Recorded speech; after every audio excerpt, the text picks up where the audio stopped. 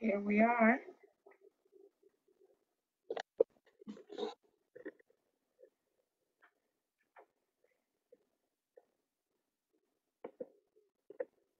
Welcome to those of you who have joined. There are persons just coming on. It's 7:30, and persons are just joining. So I'll be doing a short introduction, and then we'll welcome our panelists. We have Mr. Nowl Dawkins that's here, already businessman, Miss Drummond, Millicent Drummond, business woman, and I'm expecting Mr. Gerald Lawrence, retired principal, and also Mrs. Sterlin, retired nurse. Mrs. Sterling, are you on? Yes. Oh, you are there. Good Yes. evening. Right, so just to give you a short intro, we'll share screen so that we can allow for others to come on, but we said 7:30, so I won't be waiting for too long on everyone because we want to commit to the time and allow for the 1 hour session. And we might go over a little bit, but it's slated for an hour. Good. So we're talking about retirement planning. How is your plan today? How is your plan? You're going to get a chance to ask some questions, and we're just going to talk to each other. I'll be watching for some questions in the chat for those preparing for retirement. Of course, we have persons who are from the government sector and, of course, private sector. So there should be room for everyone to ask questions. So just as an introduction, we know that every day we have to balance between four cornerstones of financial planning. We have to be looking at our insurance in terms of a family security, making sure that in the event of an untimely death, we have enough set aside for our families. We need to be looking also at critical care. And I will tell you how the critical illness coverage comes in for retirement planning. But you have to be making sure that in the event of something happening even worse than death, you are critically ill. Where will the funds come from in order to take care of you and to deal with all those emergencies, the treatment? You have to make sure as well that you have the enough liquidity. In the event of emergencies, you will need cash. Right? It says it takes cash to care, but it takes cash to take care of you and your personal business. But today we want to focus on retirement planning. How is your retirement plan?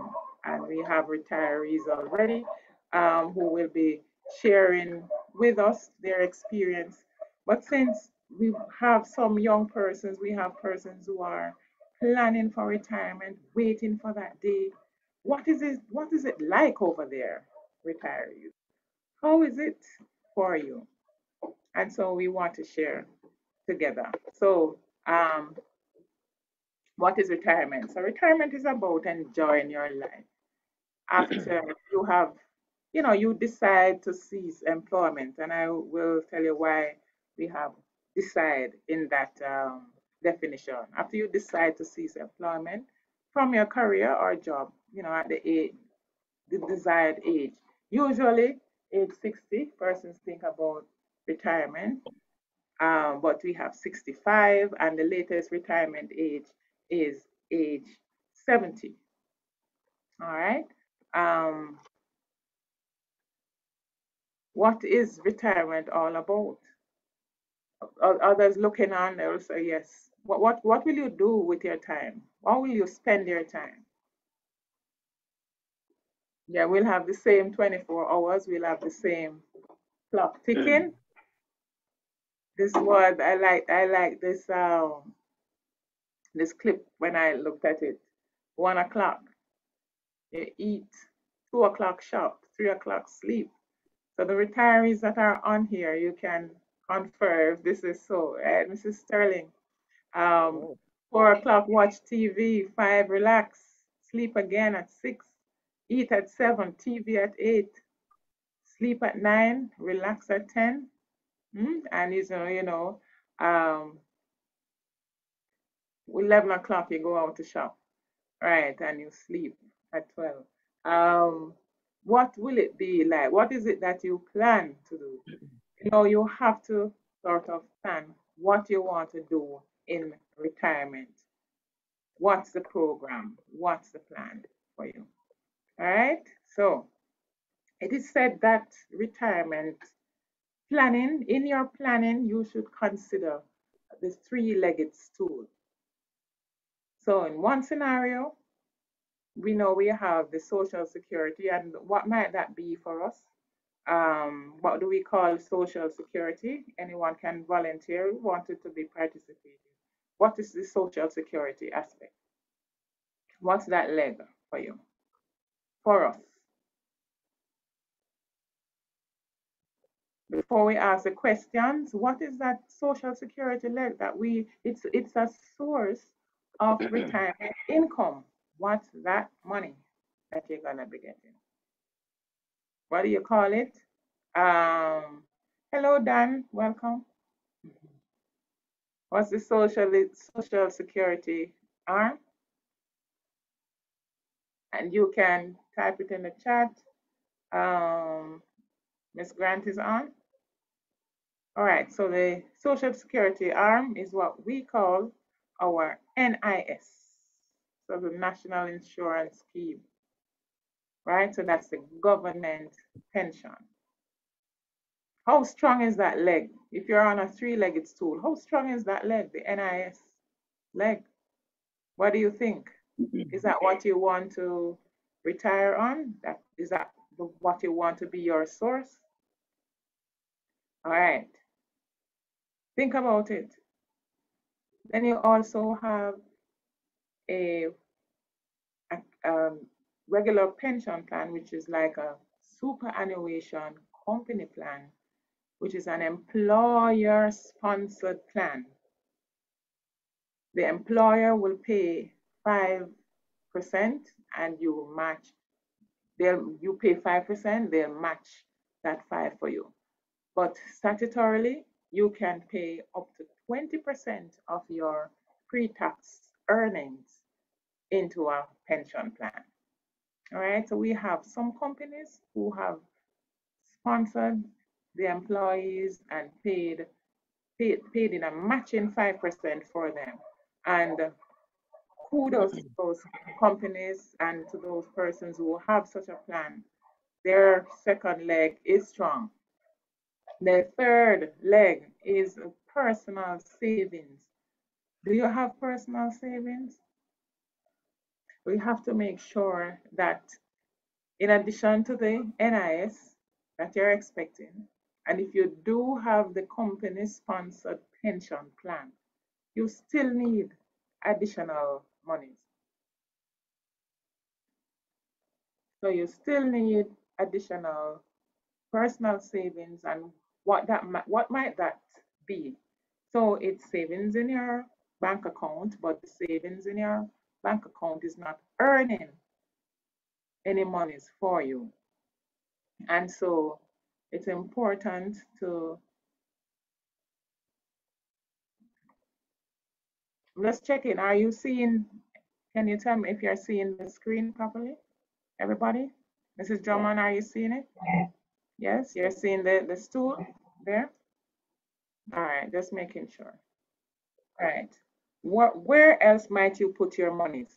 So you have the savings account, but as I mentioned, you need to put your monies to work for you.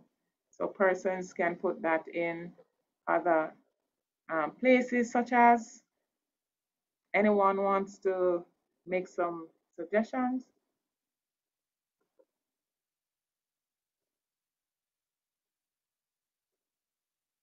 Sharon Patterson? Can do some Yes? bonds or stocks.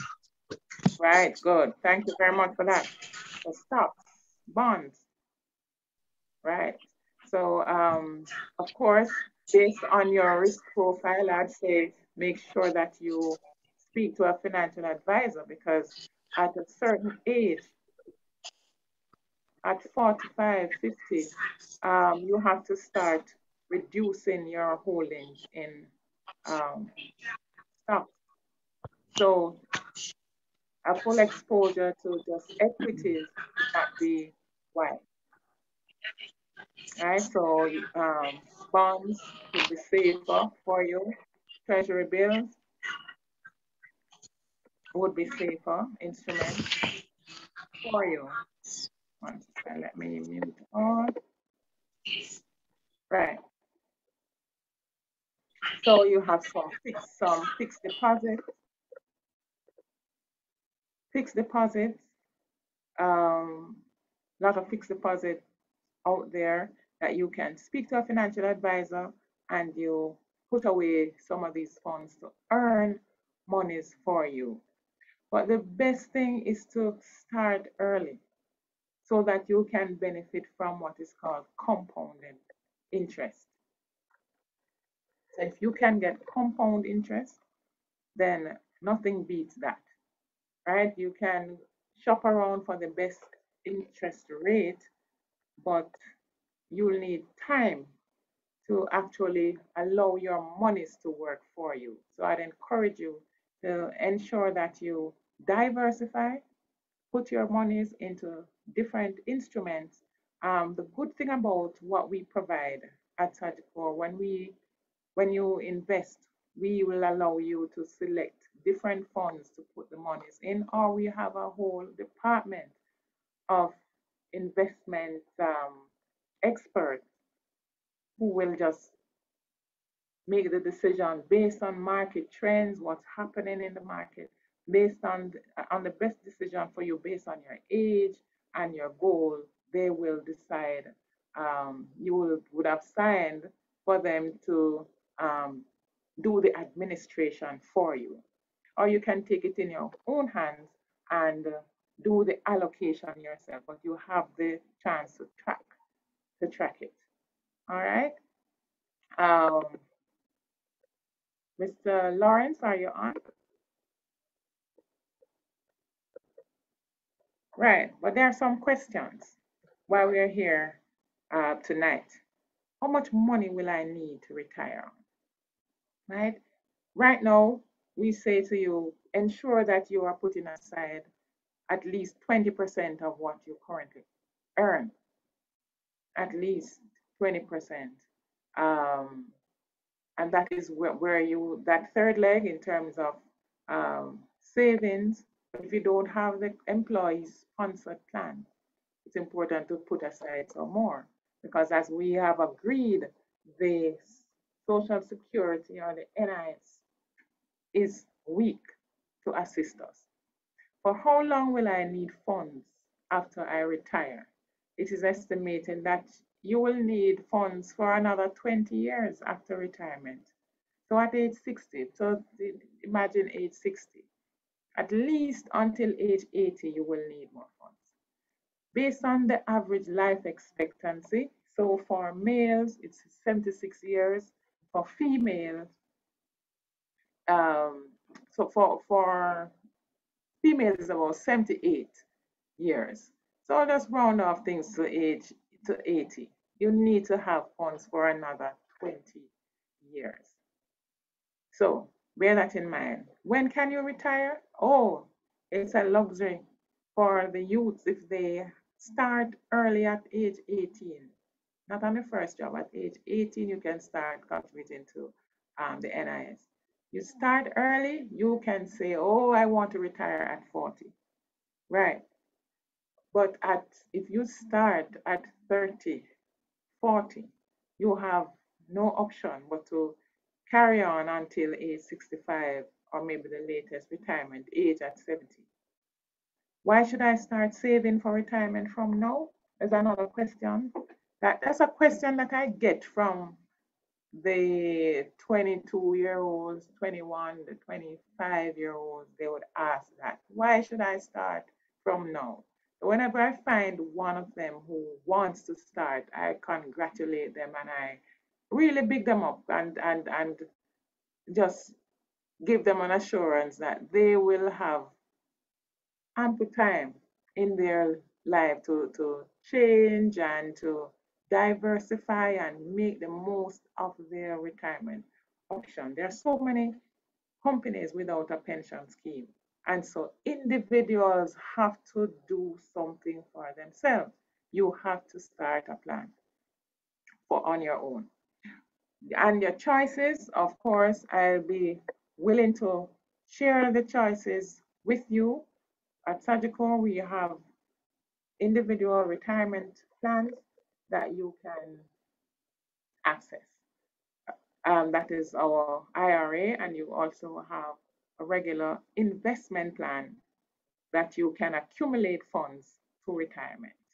All right. So for those who wants to top up, you have your company-sponsored plan. You can only be a part of one plan, and so you would go into an investment fund now to accumulate towards retirement. All right. So those are the that's how I'd answer that one. Now, you have different phases of your savings and your investment planning years, right? So you earn. What can you do to earn more? So there's money to save. Think about your different talents, your different options on your current job. What are you doing to save? So you earn, you must save.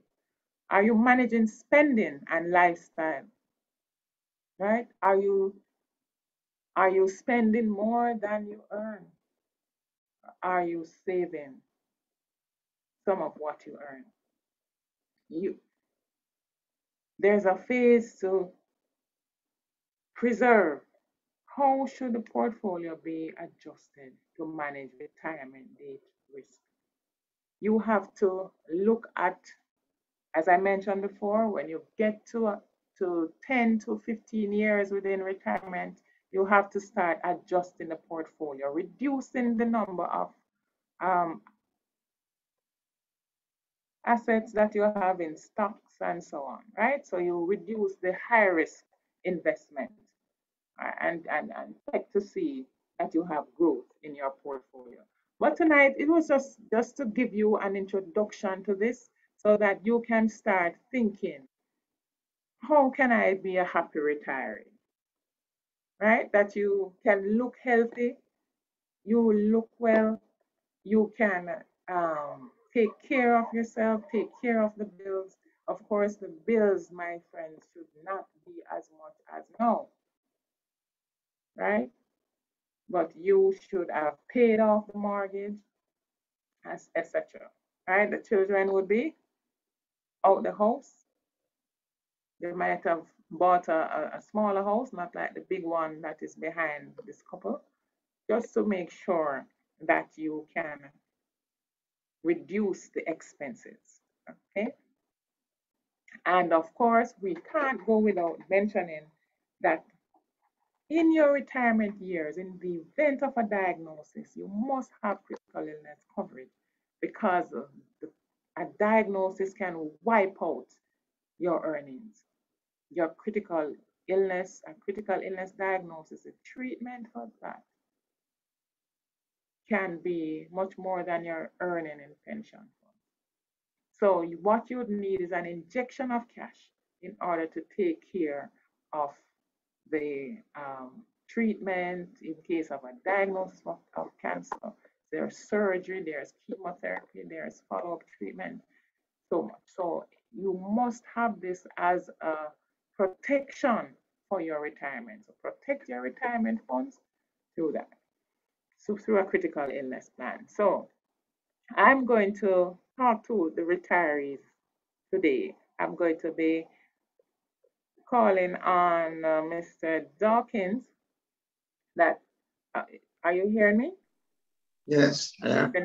All right, welcome. And right, so as we mentioned, to those who just joined, we have four cornerstones that we must make sure that we pay attention to as we look at our financial planning portfolio. Tonight, we're focusing on retirement, and I've invited the retirees to share their stories, and most importantly, is to share with you any safeguards or any mistakes that they might have made that they want you to ensure that you don't make.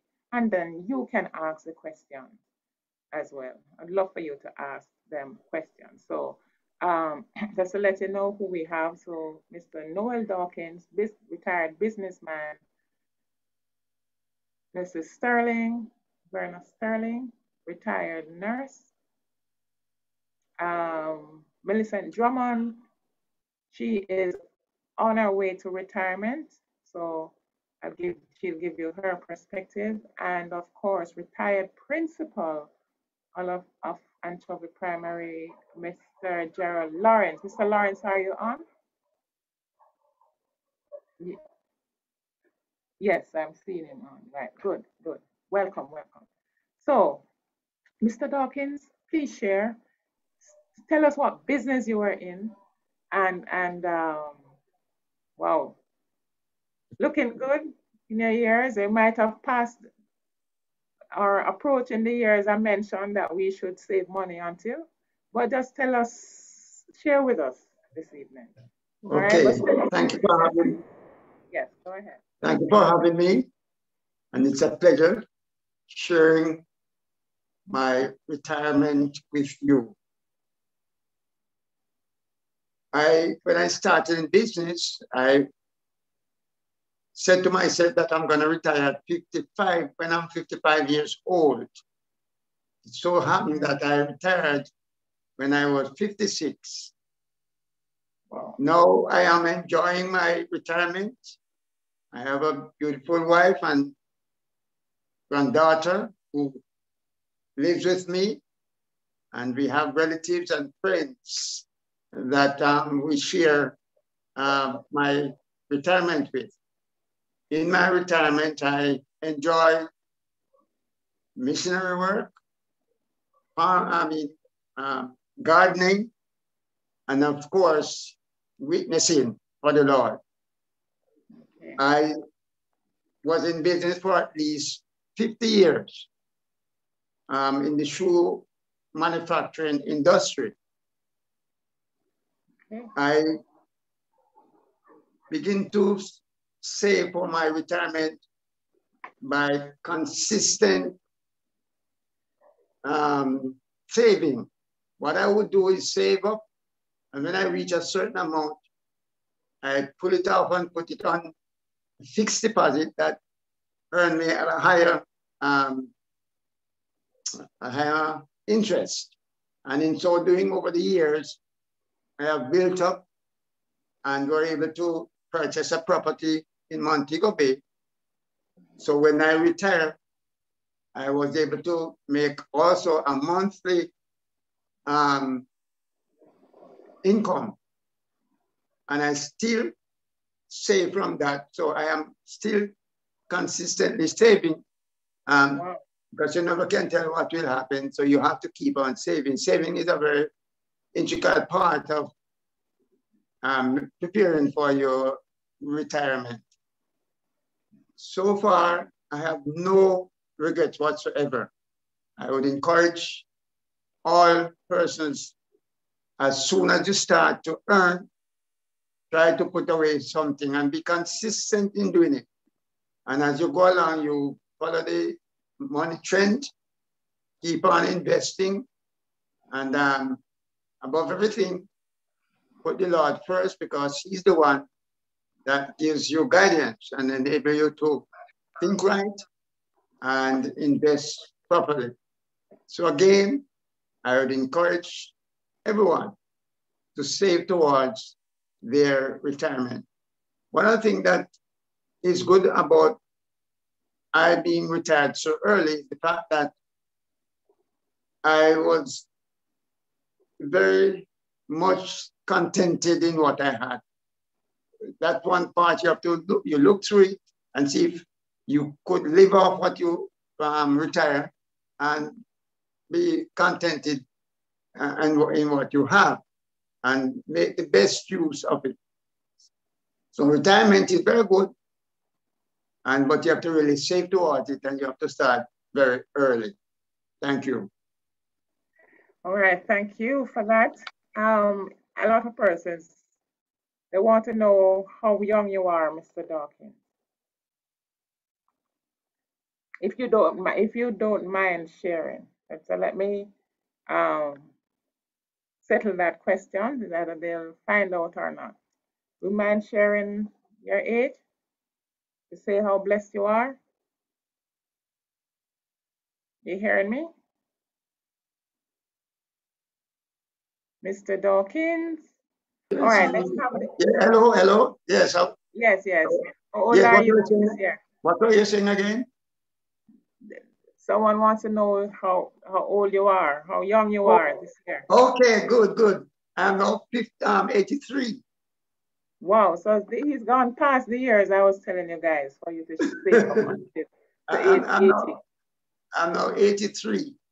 And that means that I am now retired for about 26 years. Wow. So I can with persons living longer, guys, you need to plan for 30 more years. And you're looking well, sir. Thank you. All right, so shoe manufacturer, you made shoes. Yes, I made shoes. I started out with almost just one machine. Okay. And I ended up with a factory, a large factory. And that was one of the things that helped me to retire because I sold out the machines. Okay. And I was able to put the money on the fixed deposit. Okay. And it kept on earning for me. All right. So you're actually able to live from the interest from that. Yes, right. Yes. Great. Thank you for sharing that. We're going to hold the questions until after. All right. So thank you very much. Now I'll ask. Thank you for having me. Yes, let's hang on until just in case persons have questions, you can put your questions aside and say. All right. Yes. Sure. And they'll say who you're going to be asking. All right. Let's have retired nurse, Mrs. Sterling. Mrs. Sterling, it's your time to share.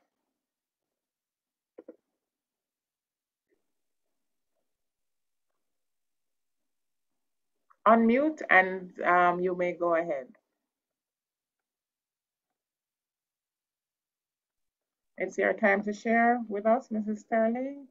Yeah. Maybe she came off. I'm going to ask. Okay. Oh, you're already there. You're there. All right, good. All right, Verna Sterling. Yes. Unmute. I'm not hearing you. Yes.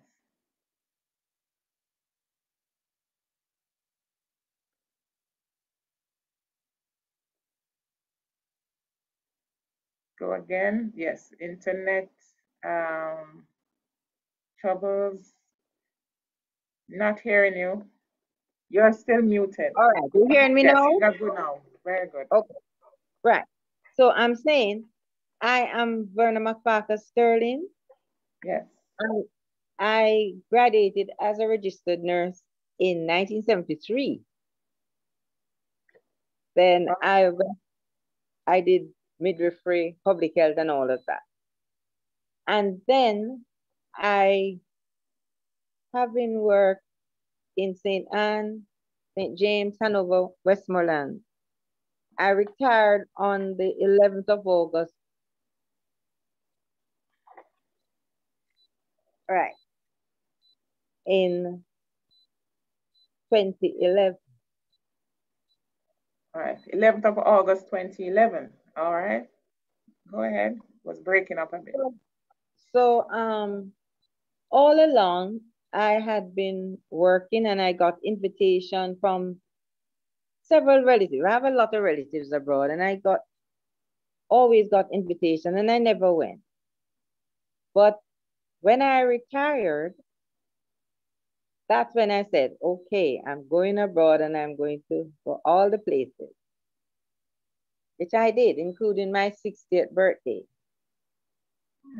And so the relatives from New York, Maryland, New Jersey, all over, they were at the birthday. My cousin it was also her birthday.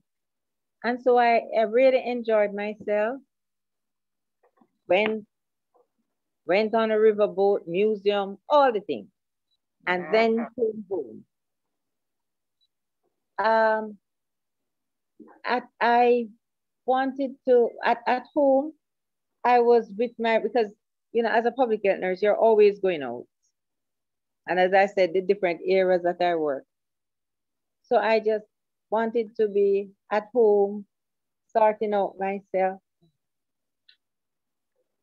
Yeah, so it's my church activities, family, community. That's what I was dealing with. Okay. Then no, on the first, I saw an advertisement. I saw an advertisement and I applied because it wanted a school nurse, a boarding nurse at Hampton. And so they started a whole world in my retirement. So I actually put on 4 tires. Yes, retired. Yes, retired. But so doing that,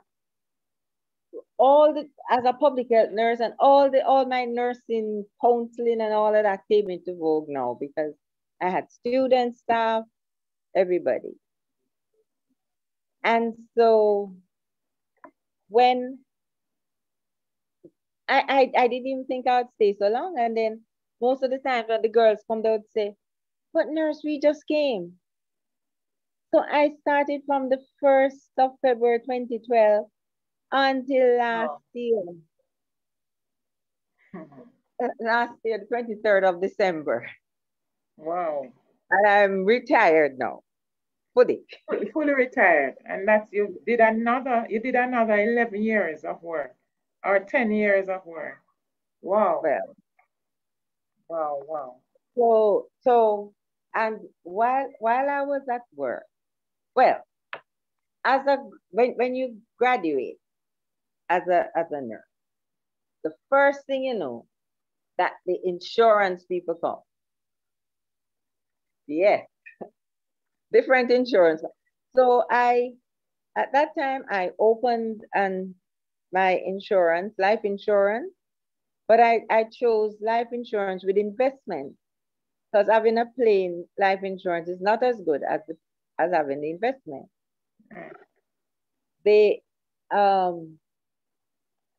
There's also the Nurses Association credit union.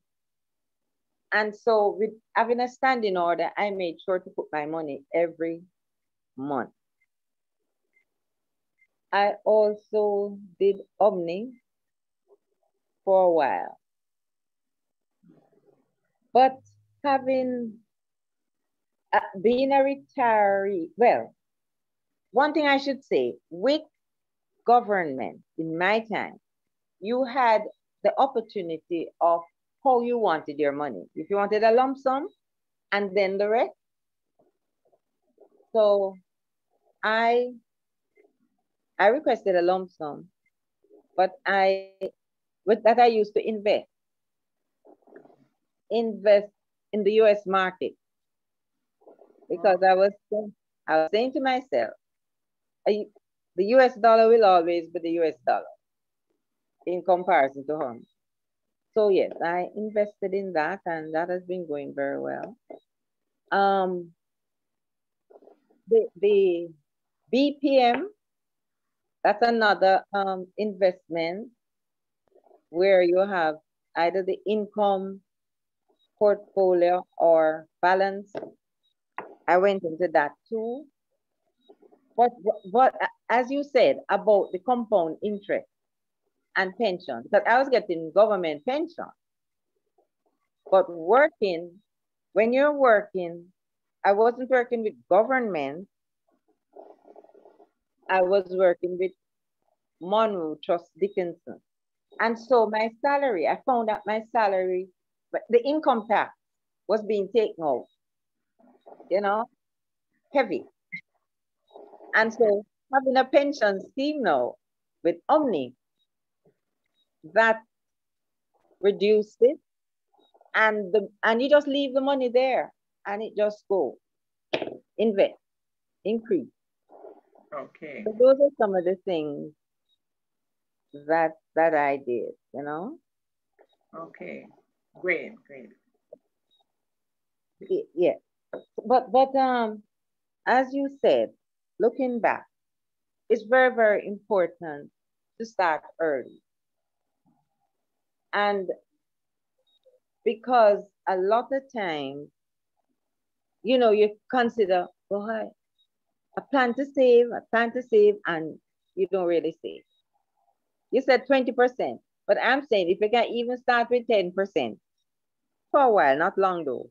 But if you're consistently putting that, then it will allow you, with the discipline, to put the 20. Okay, great. And it is also important to diversify, because you can't have you have short term, medium, long term. And I really love compound interest.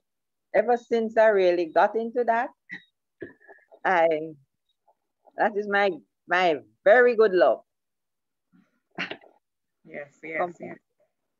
So and for young people, you might say, boy, you know, it's too early, but it's important to start early and to invest early. Because sometimes we feel that we have to work and work and work. But if you invest, your money is working for you. Right. Yeah, the compound interest is definitely working. All right. Thank you for that. I'm going to be saving some of your thing for the question part. I'm going to be asking you about your process, especially for the government employees here.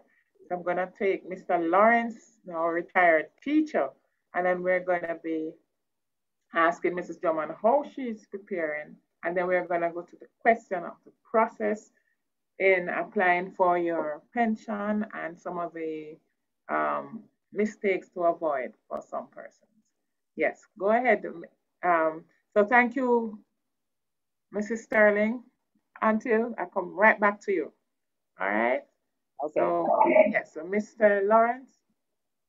Mr. Lawrence is principal of Anchovy Primary. Can talk to us. Mrs. Smith, what you want me to do? Just the introduction, or you want me to make the presentation as well? Introduction and the presentation? Yes, man. Yes. So you're going to be talking for your short time.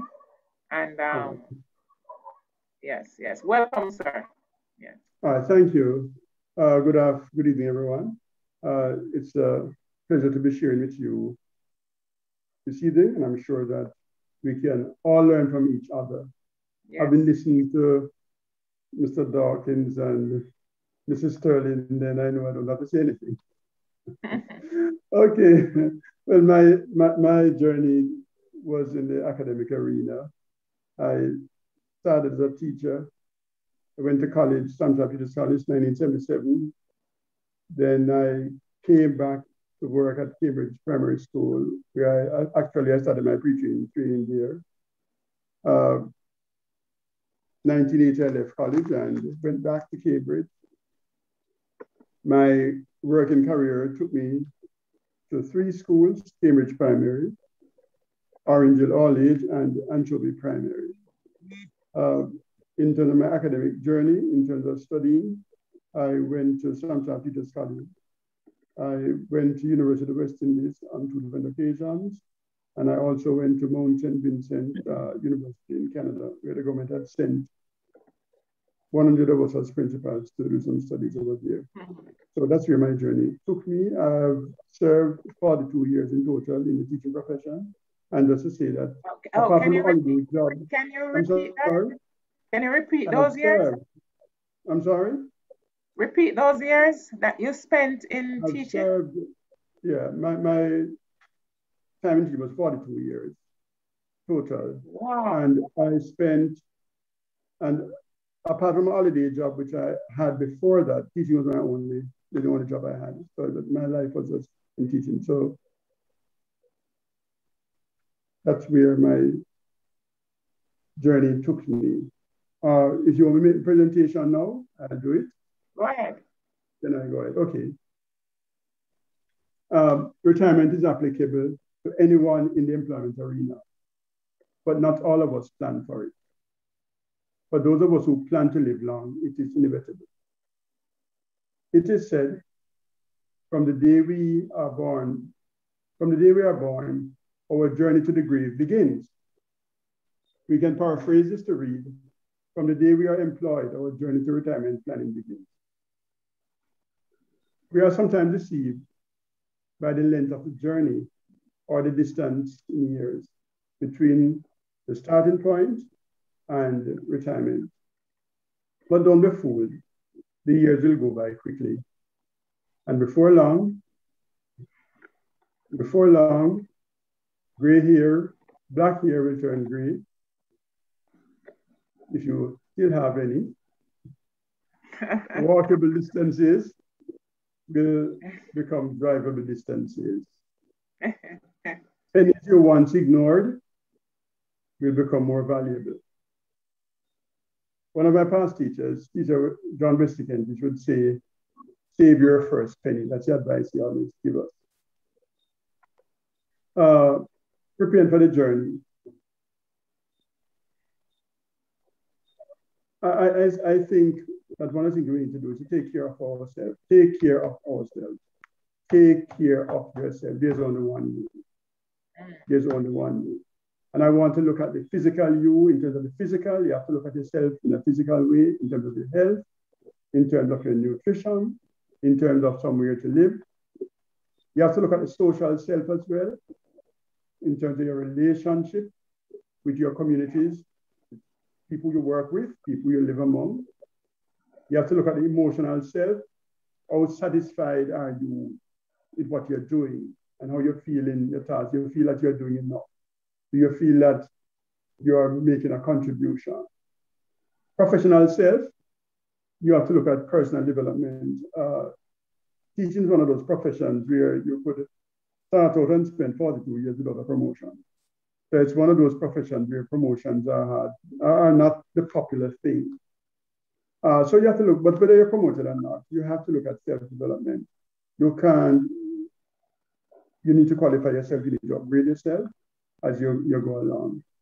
Then also the spiritual self. Your God-man relationship, you have to look at that. Because if we are on this journey, then we are aware that we are not doing all this on our own, but we are doing it through God's help. The word says, in all thy ways acknowledge him, and he shall direct thy path.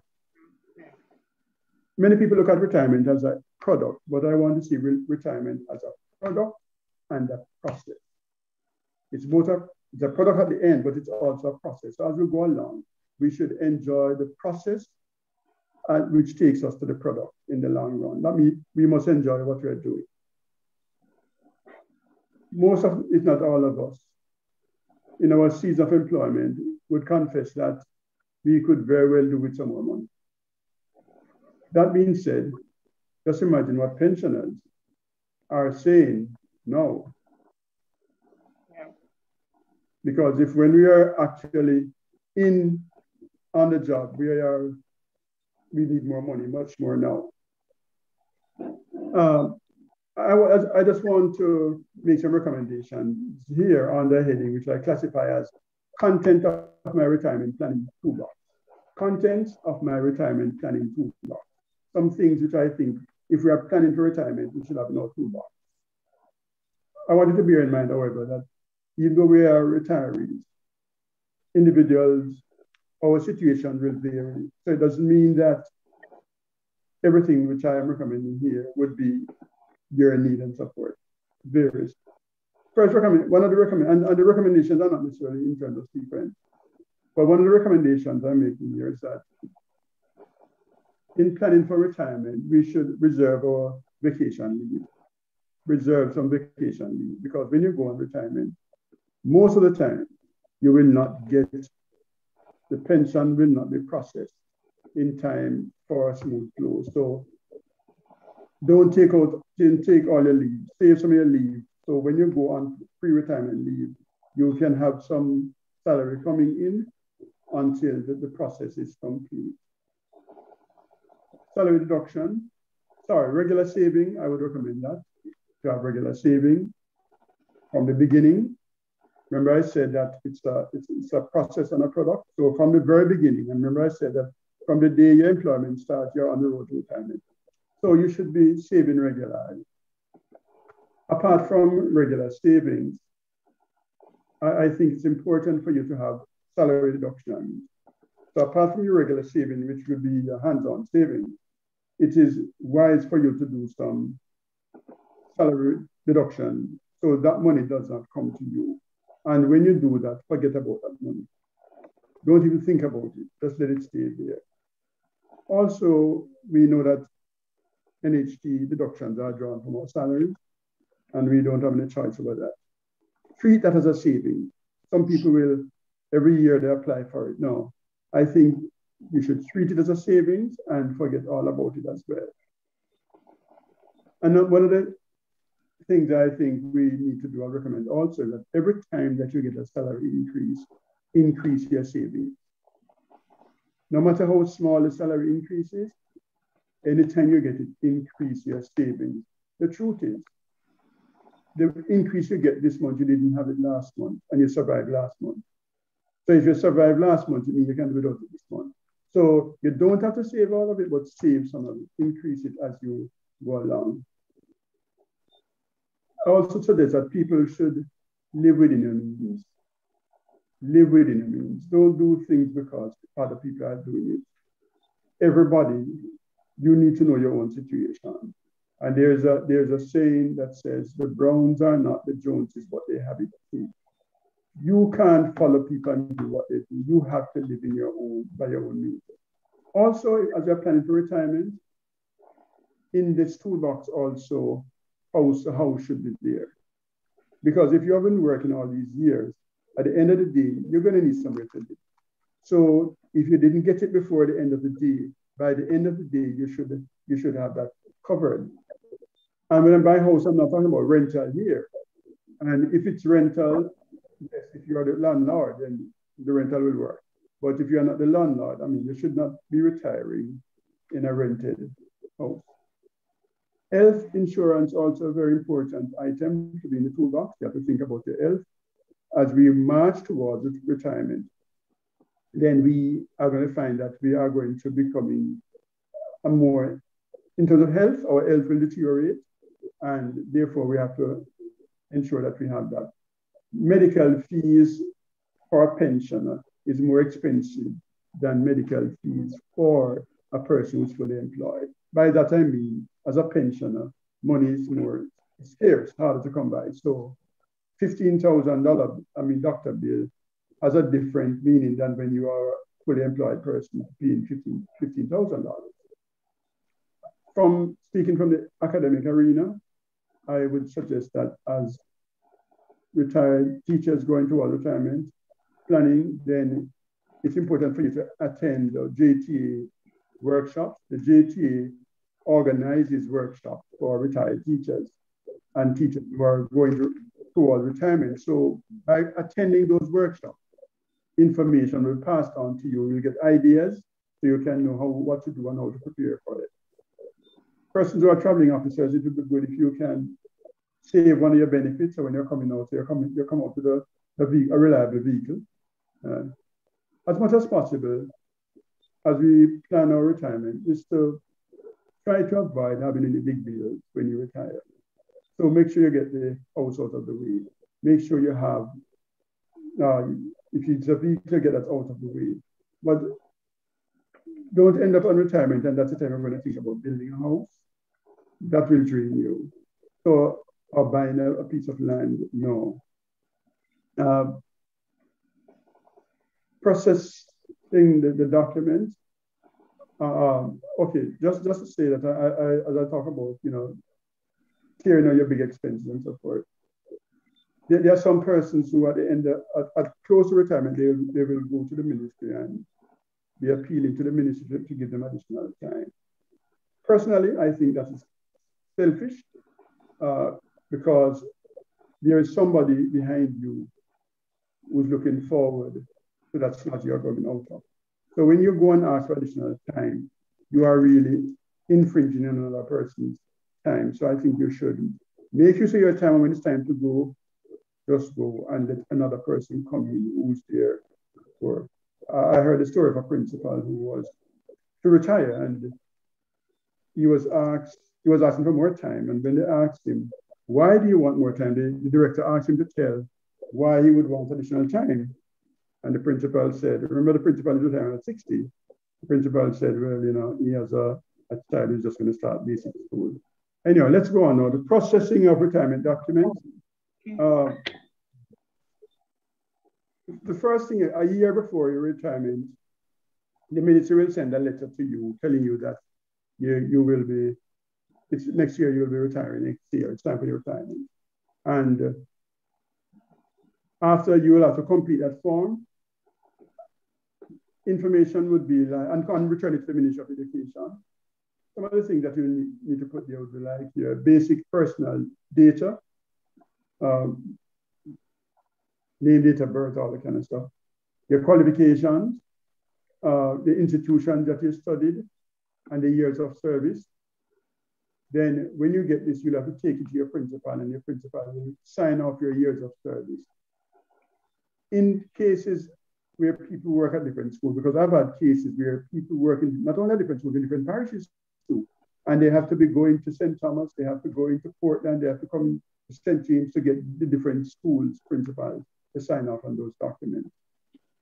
So that's something that you'll have to do. After you finish that, you take the document, the complete document to the Ministry of Education, and they will confirm the information there and allow you to sign off. Then that information is sent off to the Ministry of Finance by the Ministry of Education. And they decide how you get your lump sum and your monthly payment. What they do in terms of lump sum payment, they give you 2/3 of the lump sum. Then sometime after they give you the other 1/3. After that is sorted out, then you get your monthly pension. What I would do differently if I were to do it again, I think I would increase my savings, start saving earlier. I would increase my savings. Yes. And how does it feel? Well, I think it's a welcoming freedom, not having to work by the clock. And I feel satisfied with having a place to live, and at this time not carrying any major debt. I miss my students most of all. They were that ready audience. I could always go to a class and read in a discussion on it, so I miss the students. I'm joyful, however, for the expression that teachers and parents and students will give you when you meet them on the road. And also, I'm thankful for the opportunity that God gave me to serve. Thank you. That was a wonderful presentation, Mr. Lawrence. Didn't know you did so many years. I was just thinking 33, but you said over 40 years. And you're looking like one of the youngest retirees. Thank you for that input. I know some teachers are on here and they have some questions, because I'm glad for that little bit about the process, because I once asked some teachers, what do they know of the process? Have they spoken to any retirees? And they had no clue exactly what happens there. So we're going to come back to you for that in terms of the question. So let's move on to our final panelist. That's Mrs. Drummond, Mrs. Millicent Drummond. Hello, Mrs. Drummond. Right, Yes, Mrs. good evening. Mrs. Drummond, businesswoman. She's not yet retired, but almost there. So sharing a little bit of what you're doing on your journey, Mrs. Drummond. And then now we'll go into the questions so that persons can ask the panelists different things. All right. Your journey and maybe what you would have done differently or something. Okay. Yes, yes. Yes. Good evening again. Thanks for the opportunity to share a little of my journey. I got married at age 21. Age 22, I moved into my house at West Green, and I worked at courts for 19 years. Started out as a filing clerk and was at the point where I was relieved branch manager. Courts had 3 branches then and then start expanding. And at that time, I just got uncomfortable with the job. So I went to a conference where Dr. Miles Monroe was a speaker, and he was sharing on understanding your potential. And out of that, I realized that I always love to cook and always love to share and things like that. So I was still at course, and I went and enrolled into a catering school, did a course, started preparing to open a restaurant. At that time, it was at Blue Diamond, they were building. So I ended up paying down for the restaurant and, start preparing. Plans changed. We went to Caribbean Christ of the Nation, my husband and myself, because he was always involved in food, working in hotels. So I went to Caribbean Christ of the Nation to do the catering there. We spent 6 years there. And then management changed. So we left there and went back to Blue Diamond and started the restaurant there. After McDonald's came to Jamaica, they knocked us out of business. So we moved to our home in Coral Gardens, sold the house at West Green, moved to Coral Gardens. So we didn't have anywhere to put all these things for the restaurant, so they were all over the place. So we decided that we're gonna put on a kitchen and a storeroom. And after reaching to the top where they're casting it now, I said to the contractor, what about getting 2 rooms on top? And he said, yes, you can get that. So out of that, you'd say disappointment with the closing of the restaurant, and that out of that came the opportunity where we were able to do a kitchen, storeroom, 3-bedroom on top, a studio at the bottom, and living and dining. So I see where disappointment can bring opportunity. So now that I was my husband and myself, we were on our own, not working for government or anybody. We were just doing our own business. We started investing bonds and in stocks and, doing like insurance, Omni and Scotia Mint, getting policies with Sancor and other insurance companies. And we went on and on until I started doing concessionaire for Heart Trust. So I was at the campus at Flankers. I spent 21 years there until the soldiers take over. So I would cater for the trainees there, and I was there for about 15 years. And then I went to Half Moon, and I did 7 years at Half Moon, running the staff canteen and doing the meals. And in the same time, I would do my weddings and things like those. So during all this time, I I would save and use from my savings to do some of these projects, or I would go to the bank and get a loan or, you know, things like that, and be able to do what we're doing. We used to do the weddings on my lawn, but whenever it is rainy season, we'd lose a lot of business. And I'm a person who loves to pray, and I pray and I believe God, and God make the provision for us to get a property in Anshore. And that property, we were able to build 11-bedroom, a big banquet room, and space there that we can do our weddings and other functions. So out of it, I am involved in my community, in the community, the association. I do devotions at the Carr Gardens Police Station for the last 2 years from my church teamwork. 3 of us go to the police station on a Monday morning and we do devotion. I used to be involved in feeding the street people. I did that for about 10 years with Paul Blake's ministry. Would prepare the meals on a Sunday, box it out, and they would pick it up and serve the street people. So I'm always involved. At this stage in my life, at 68 years old, I don't feel sick. I am not sick. So I am slowing down, and I have put things in place I can earn.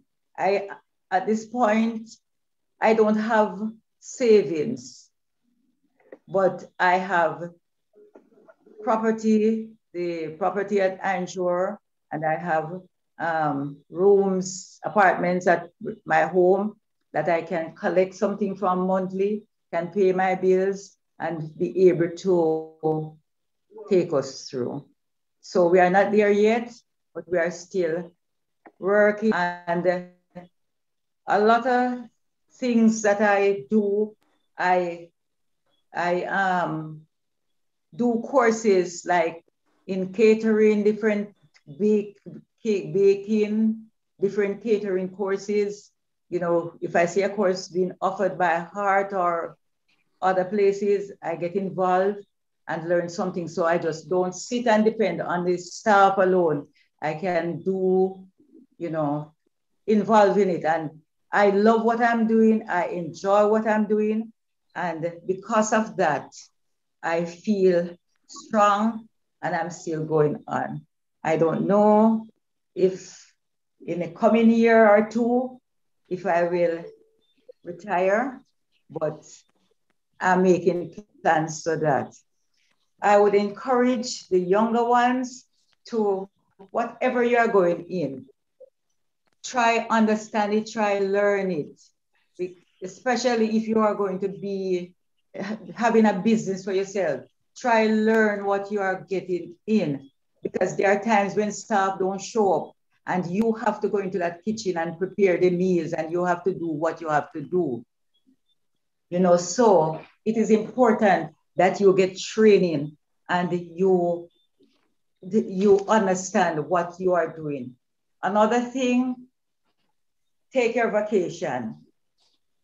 You know, there are times when you have to just take a break.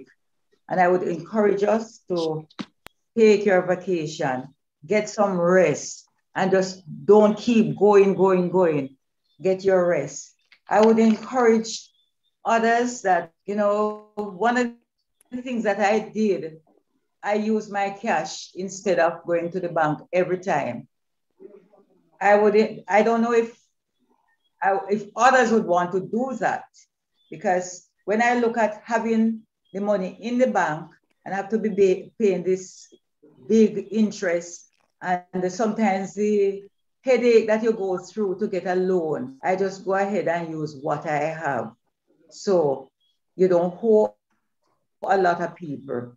You know, it might be just one institution that you have a loan with. So that was what I did. But I would encourage others to invest in bonds invest in fixed deposits, invest in stocks. Last year was a rough year because the corona came and, you know, the businesses, a lot of cancellation, it had to be refunding and things like those. And it was my stocks that I had to run to, and it came in very handy.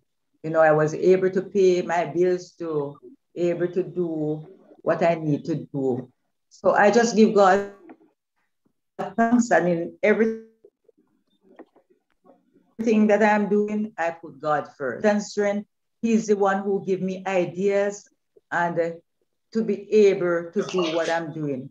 And in my business, I am a counselor, because I just don't, when couples come to make plans for their weddings or whatever function, I use it as an opportunity to witness to them and to show them what God can do. Because if this little country girl from Catadupa, who used to make drops and sit at our gate and sell it, and if she can achieve and have a place now that people can come and enjoy themselves and have their weddings and have their functions, who could it be but God? And if God could do it for me and for my husband, 2 country people, if He could have done it for us, He can do it for anybody. And I would encourage young people that you have to have a plan, you have to aim, you have to look and know that you want something out of life. It's not the bling bling and the false here and the hype that won't put us anywhere. So if I remember at one stage when I was at Blue Diamond and they were selling out the property out by Iron Shore there, and I went up to the office at property. And when I went up there and look at the plan, and they were showing the different places and telling this person buying that person buying that. And when I looked at it, and it was quoted in US dollars. And on my way down, I started to cry in my car. And I was saying, my father worked with telephone company for years, and he didn't make any provision to leave something for his children. And I take that scripture out of Proverbs that say that a good man leave an inheritance for his children. And I tell myself and my husband and myself that we will not let that happen to us. There is something that we will have to leave that our children can continue with it. And I just pray and hope that whatever we leave, they will not squander it and they will not waste it, but they will be able to use it so that others will be blessed and God will be glorified. So that is my journey. And I thank you for the opportunity that I share. 1 second, I want to wrap up properly. Mute everybody. All right. So just your closing line. Again, unmute and do your closing line, Mrs. Drummond. That was all right. But yes, well, we can take the questions. Thank you. I love how you wrap up in terms of the whole legacy talk. Legacy is what, as financial advisors, we want to help persons to create that legacy to pass on to their children. A good man, as you quoted from scripture, leaves an inheritance for his children and the children's children, right? So most of us were thinking of getting to our goals by savings and putting everything together. But another way of creating wealth is through inheritance. Most of us don't know about that because our parents and parents haven't left anything for us. So I applaud you, Mrs. Drummond, for wanting to turn the tide to leave a legacy for your children. It's question time. Thank you. And thank you so much for sharing. So guys, we really want, why are we doing this session? So, you have to go into the why. Why are we doing this? Most times we don't talk to the retirees around us, or we think that they're going to say, oh, you're too fast, you want to hear know my business. But I believe that if we share more, then we can avoid some of the mistakes that we made so that others can get it right and our future generations can get it right. So I'm going to ask you to use this time to quickly ask your questions. You don't have a lot of time. We will end in another 7 minutes or so. So first person to ask, go ahead and say. Dan, Dan, you have a question? You know that? Oh. That's what she said from the get. No, but it was another group. Dan, you have a question? Yes. Yes, go ahead and state it. Yes. Yes. I was just thinking, if like say if we could form a seniors association in terms of Bogue Village, if we did that as a seniors association, could we get like a package deal in terms of health insurance? Oh, in terms of a group health plan? Yes. A group health plan would come under for a company that's registered tax-paying company. So it wouldn't work for a benevolent society like the Citizens Association. But you can, I'll put my number in the chat because there are opportunities out there for health card for senior citizens. For health card for senior citizens? Oh, yes. Oh, yes. And that's why we're here to share the information. So we'll get that info to you. And so I'll save my number as I put it in the chat. Teachers, yes, I'm just see now. Thank you for that. Thank you for that. Okay, thank you for putting this. Right. The teachers who are on, Mr. Lawrence has some wind of the process, and nurses who are on, I'd like you to ask your question at this time.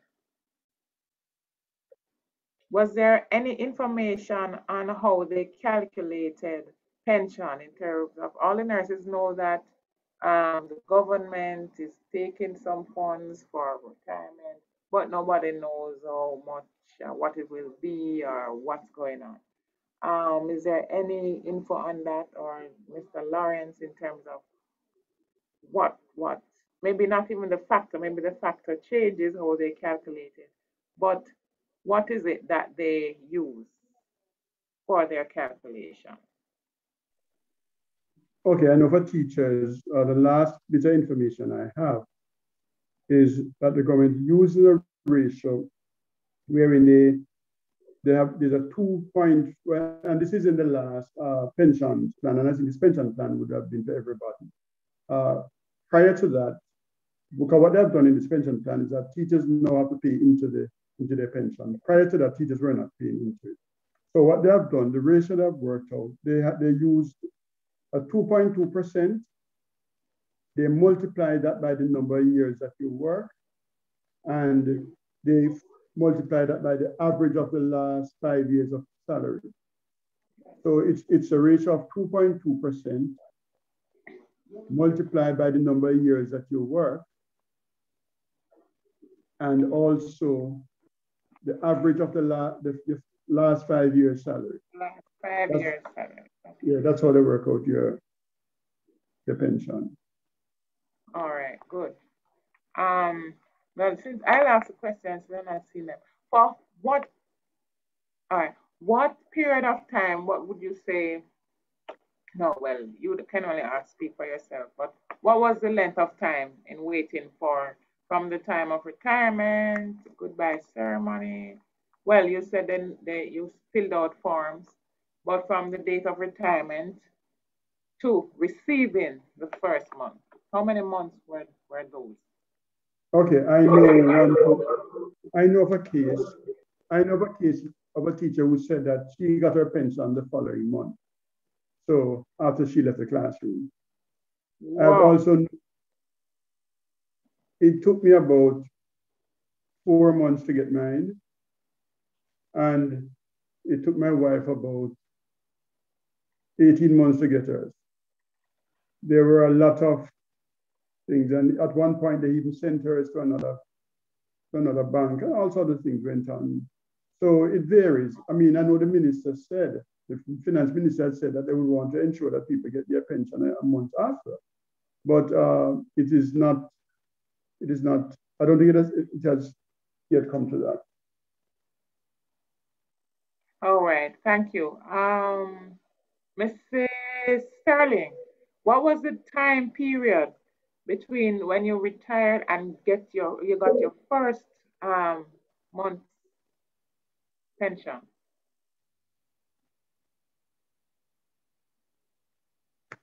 Mrs. Sterling? Remember, I think I retired August, August. Yeah. and I started getting it maybe about March or so. That's the following year. So guys, how does your bills, and Mr. Lawrence shared about Mrs. Lawrence taking, it was months. How does the bills get paid during those blank months without an income? So you heard the panelists speak about savings. That's where the savings come in, right, Mrs. Sterling? Yes.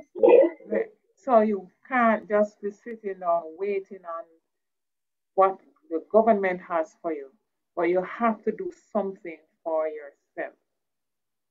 Contact me about an investment plan, a savings plan, or some plan that you can put aside for the years when you retire, just while you're waiting for the amount from the government.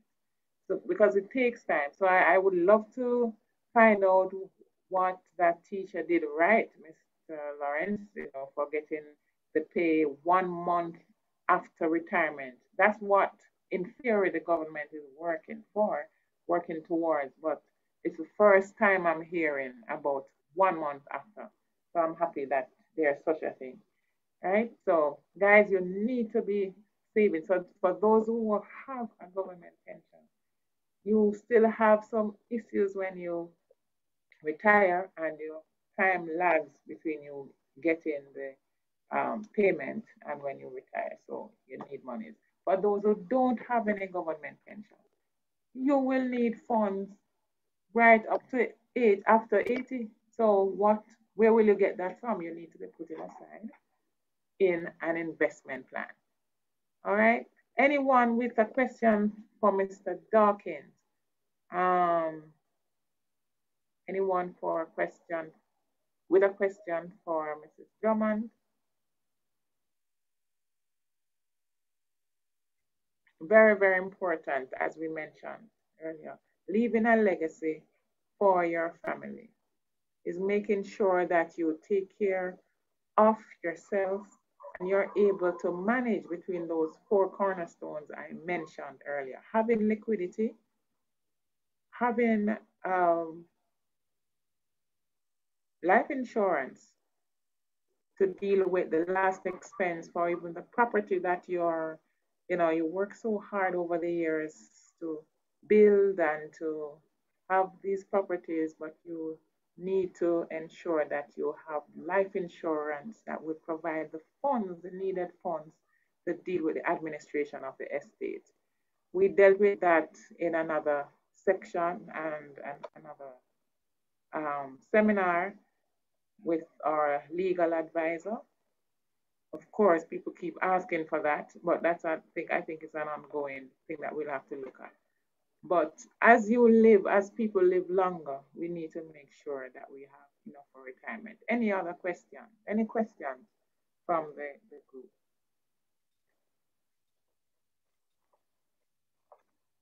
Please send me a message in the chat if you are interested in putting in place an investment plan that can buffer your retirement planning goals and get you to reach where you need to get to.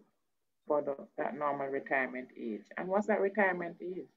How many years do you have left? How many paychecks do you have left? Right? So it's a serious thing. Any last word from any of our panelists? And we wrap up. Just want to say I'm so happy to hear Mr. Dawkins. Okay, you know Mr. Dawkins. Wow. Shoes at his store and it. Oh, you bought shoes from him years ago. All right. Little internet issue there. I hope he's hearing you, one of the faithful customers. I would have loved to know who Mr. Dawkins passed on that talent to, you know, and trained to make good shoes. But that's another matter. All right. Anybody else? Mr. Lawrence, as we wrap up and go. Just to say that whatever we are doing, we should enjoy what you're doing. I mean, your job should not be a burden. You should love it and see it also. As Christians, we should see our job as a Christian ministry, a part of a Christian ministry. As Mrs. Drummond said earlier, you know, it's an opportunity we get. Yes. Sir. And being in the classroom, you have an audience there. I mean, with the students and the teachers, and you just have to remember that whatever we can do, we meet parents as well. So we just have to use our job as Christians as a ministry as well. All right, thank you for that. Well said, well said.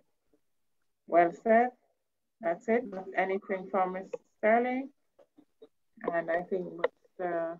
Dawkins has left.